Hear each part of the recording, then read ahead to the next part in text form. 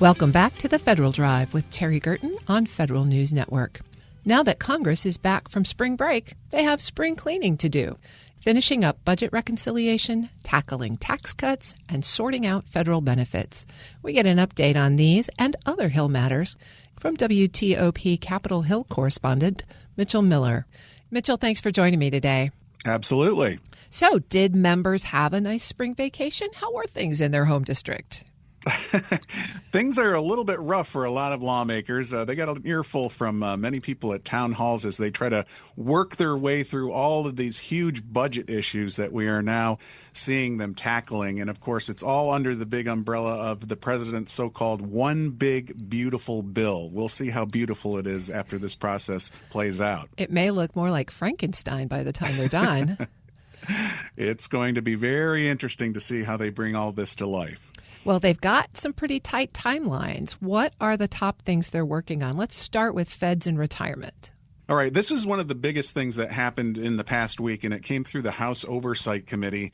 Many feds have been following a lot of these developments in connection with what is going to happen with federal retirees and how all of these proposals are working their way through. And most significantly, there's a few bullet points to hit in connection with what made it through that committee. And they relate to the federal employees' retirement system, of course. The contribution rate would go to 4.4% across the board. Lawmakers would eliminate the annuity supplement for all federal employees, except for those in occupations that are subject to mandatory early retirement.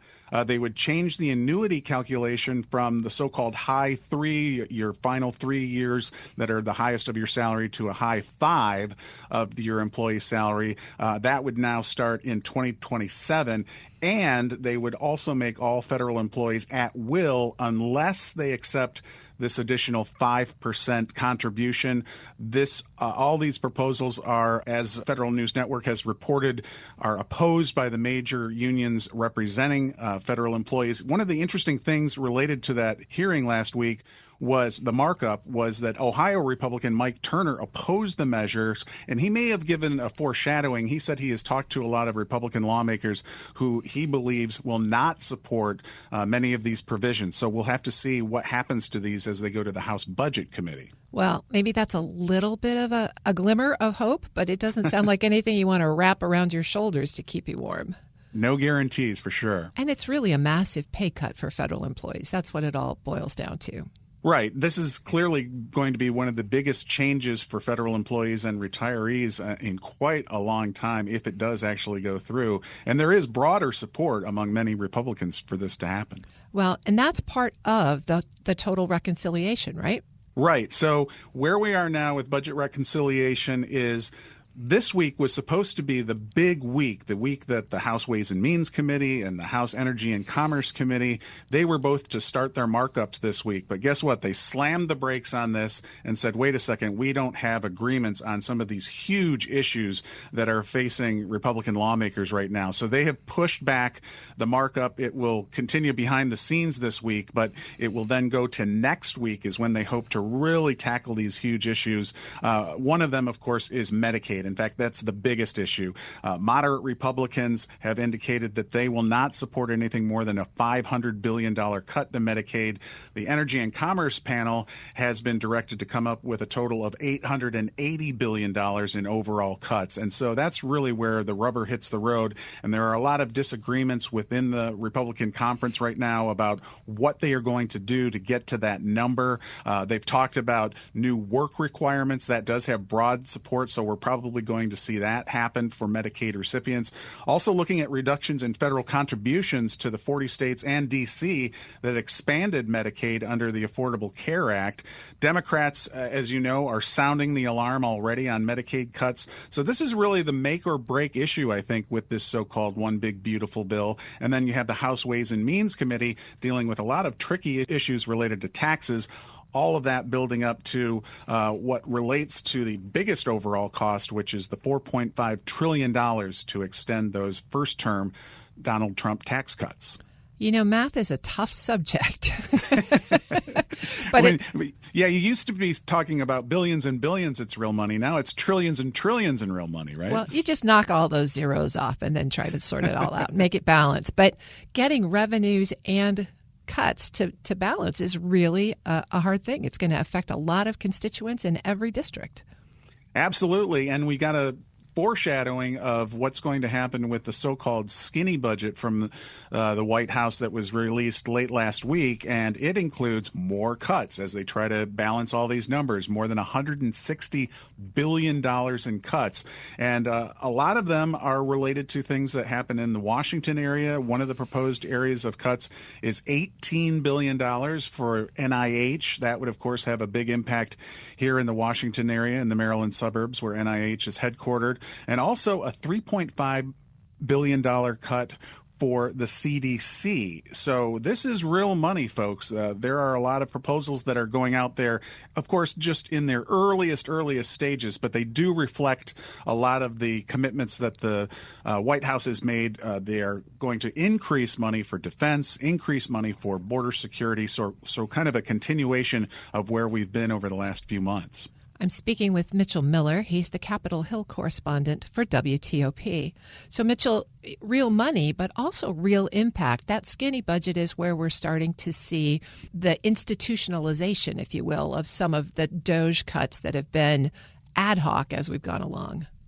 Right. And now you're also seeing Democrats trying to push back and say, wait a second, we don't want this train to keep moving in this direction. So not only are they talking about, fighting Medicaid cuts, and there will be huge battles over, for example, this NIH proposal to cut $18 billion, but also there's new legislation. Where it will go, we'll have to see. But you have in Northern Virginia, Congressman Don Beyer leading a group of Democratic lawmakers.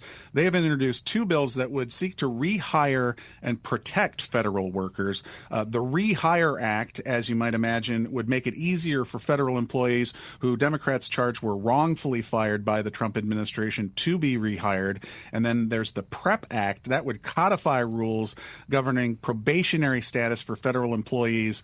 The Democrats say that there have been a lot of abuses in connection with these mass firings through DOGE, and PREP would essentially codify into the law probationary timelines. Of course, every one of our listeners is very familiar with these probationary issues that came up as a lot of people were let go and are being let go. This would set timelines. So you would have 1 year of probation for new hires and then 6 months for non-new hires, and essentially people that already have jobs within the federal government that got promotions. I'm sure many in our audience, I know several people myself who had been promoted and got a new job within the federal government, having worked for the government for a decade or decades, and then found themselves at risk because of how the administration handled these probationary workers. Absolutely. It makes it really hard if you're somebody considering all of the different options for continuing or discontinuing your federal employment. You can't really bet on these newly introduced bills, can you? No, you really can't. And it's tough. I feel a lot of sympathy for people in the federal workforce that have been struggling with this. I was talking to one individual who had worked for one of the federal agencies for more than 25 years. And at the time, there was a big battle over the government shutdown. And he was saying, do I try to stick it out here, or do I really know what's going to happen down the line? In his case, he decided to say, you know what?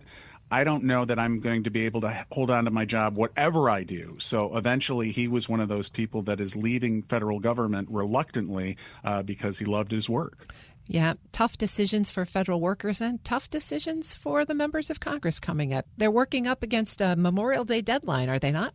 They are. House Speaker Mike Johnson says he's going to try to keep this train on the tracks and get them, even with these delays that I talked about earlier in these key committees, so that they could actually get this all the way through the House by the Memorial Day weekend. Interestingly, on the Senate side, they sometimes look skeptically at their House brethren here in Congress, and many senators are skeptical that House Republicans are going to be able to make this deadline. However, last week they did mark up in 7 11 committees, so they made significant progress there. But now we're really hitting these tough decisions that I talked about earlier. So it'll be very interesting to see what happens in the coming weeks. Well, you might not have bet on the Kentucky Derby. I'm not sure I'd bet on this one either. No, I would not do that. Mitchell Miller is the Capitol Hill correspondent for WTOP. Find this interview at federalnewsnetwork.com/Federal Drive. Subscribe to the Federal Drive wherever you get your podcasts.